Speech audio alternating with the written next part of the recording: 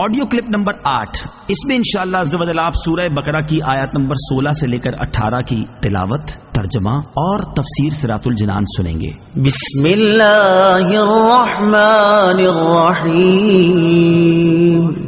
ترجمہ: اللہ کے نام سے شروع جو نہایت مہربان رحمت والا ہے۔ اولئک الذین اشتروا الضلالة بالهدى فما ربحت تجارتهم وما كانوا مهتدین۔ ترجمہ: یہی وہ لوگ ہیں جنہوں نے ہدایت کے بدلے گمراہی خرید لی تو ان کی تجارت نے کوئی نفع نہ دیا اور یہ لوگ راہ جانتے ہی نہیں تھے۔ اشتروا الضلالة بالهدى، یہی وہ لوگ ہیں جنہوں نے ہدایت کے بدلے گمراہی خرید لی۔ تفسیر صراط الجنان میں ہے، ہدایت کے بدلے گمراہی خریدنا یعنی ایمان کی بجائے کفر اختیار کرنا نہایت خسارے اور گھاٹے کا سودا ہے۔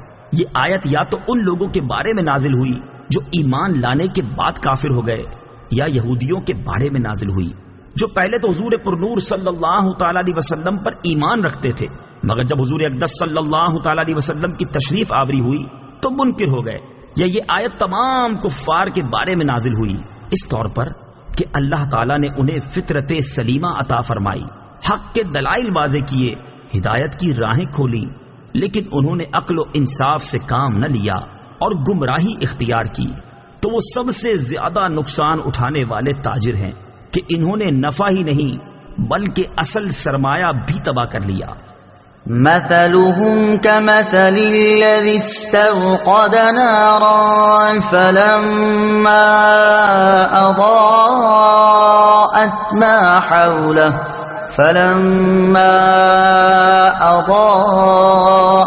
ما حوله ذهب الله بنورهم وتركهم في ظلمات لا يبصرون صم بكم عمي فهم لا يرجعون۔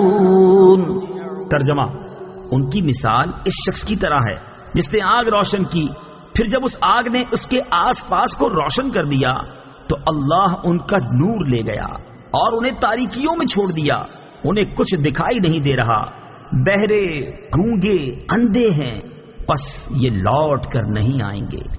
مثلہم کمثل الذی استوقد نارا، ان کی مثال اس شخص کی طرح ہے جس نے آگ روشن کی۔ تفسیر صراط الجنان میں ہے، یہ ان لوگوں کی مثال ہے جنہیں اللہ تعالیٰ نے کچھ ہدایت دی یا اس پر قدرت بخشی، پھر انہوں نے اسے ضائع کر دیا اور ابدی دولت کو حاصل نہ کیا۔ ان کا انجام حسرت و افسوس اور حیرت و خوف ہے۔